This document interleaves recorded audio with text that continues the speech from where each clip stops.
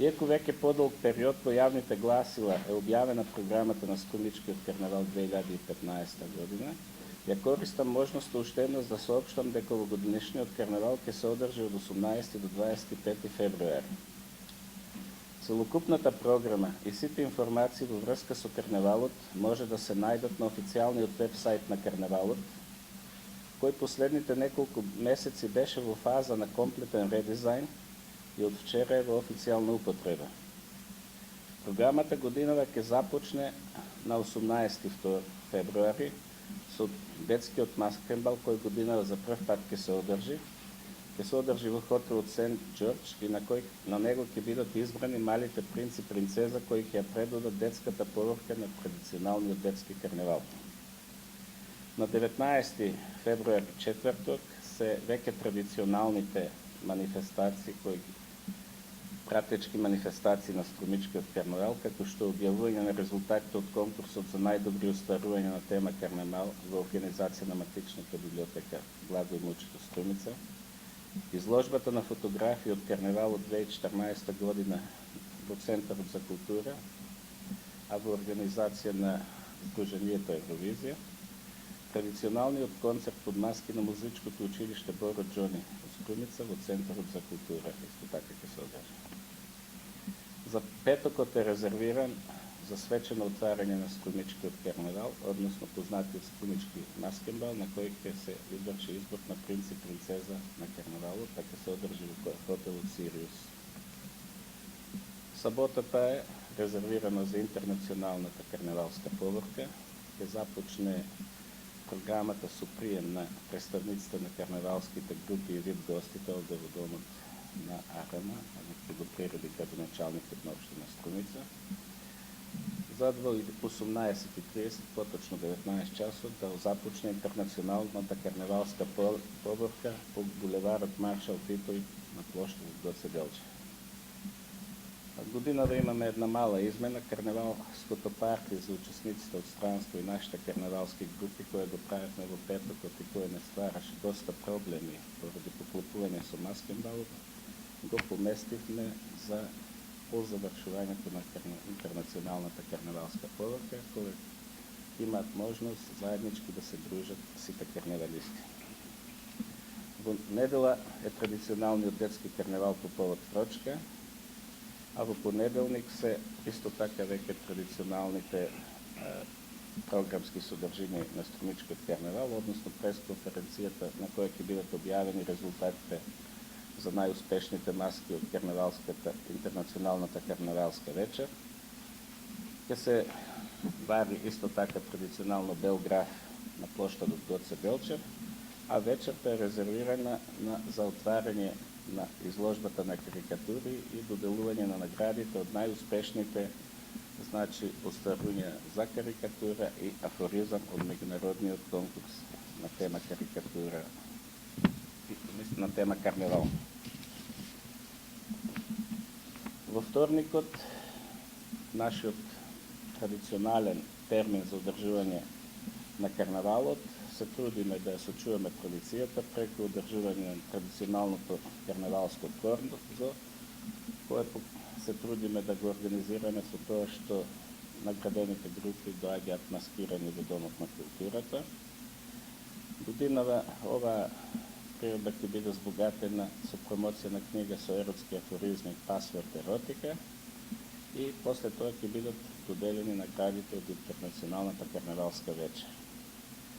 Средата традиционално воспејани струмичани, Центарот за култура, организационниот одбор ќе ги одбележи карнавалските примерските обичаи со изведба на традиционални примерски песни и подготвување на постна трпеза.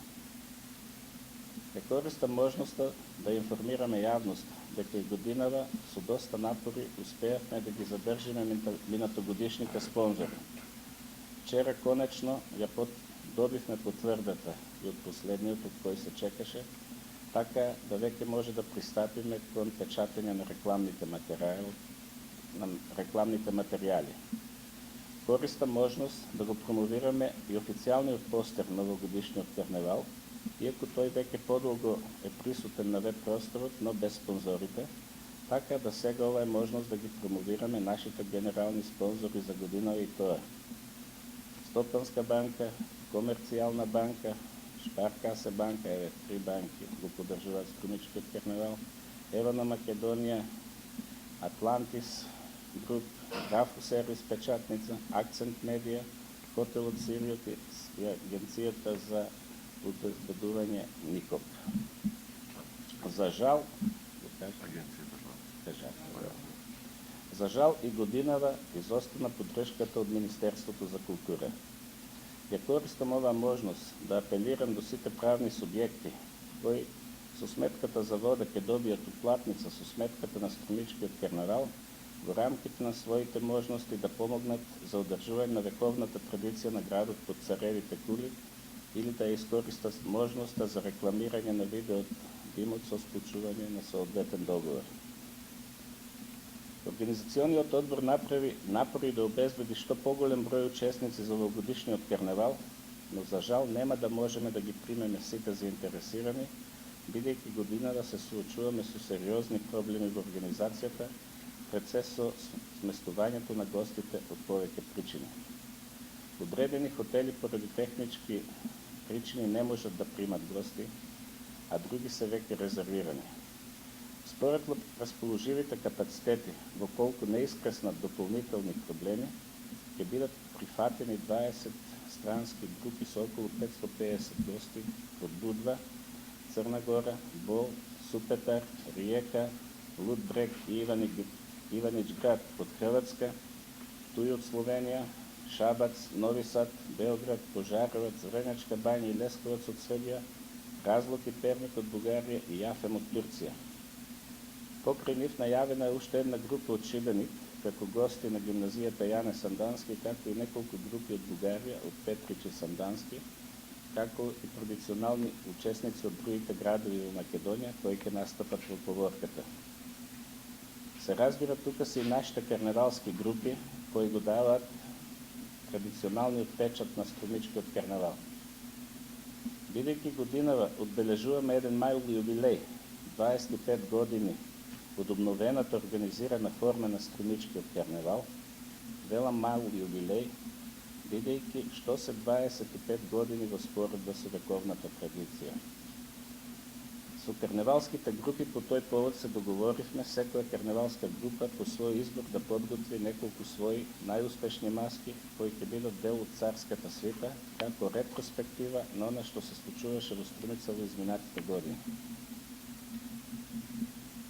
Со цел враќање на публиката на булеварот, организациониот одбор одлучи годинава карневалските групи да се представат на две места. Првото представување ќе биде пред Пинекс, а второто на плоштадот Гоце Делчев.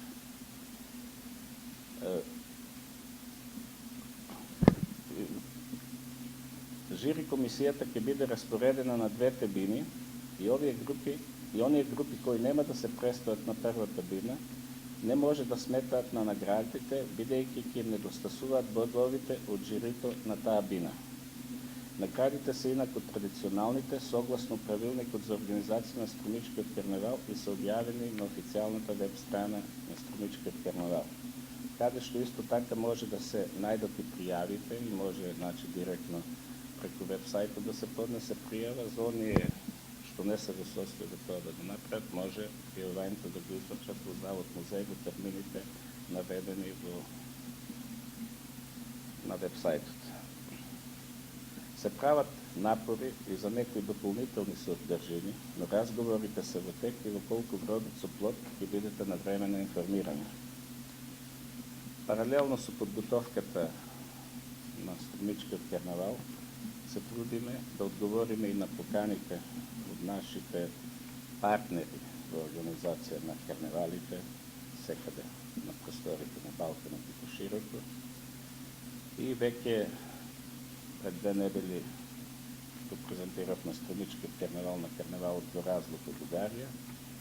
Утре заминува карневалска група на карневалот во Перник, исто така во Бугарија, а недела дена пред нашиот карневал неколку карневалски групи ќе го представат Струмичкиот карневал на на карневалите во Риека, Хрватска и во Словенија. Сметам дека ви дадат едно исцрпно видување на она што треба да се случува на Струмичкиот карневал, но во колку нешто е пропуштено, стоиме на располагање за одговор на ваши прашања. Благодарам.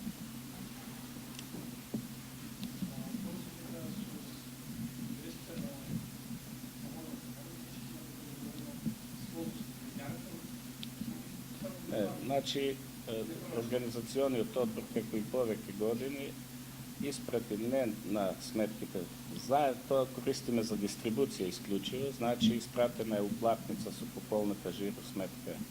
Значи се за оние кои сакаат, значи да не ја барат жиросметката, да не губат време во тоа, едноставно ако имат желба да ги напишат своите податоци и да упишат сума нека минимална. Значи тоа е една улеснителна можност за оние кои што сакаат да го помогнат Струмичкиот карневал да го сторат тоа.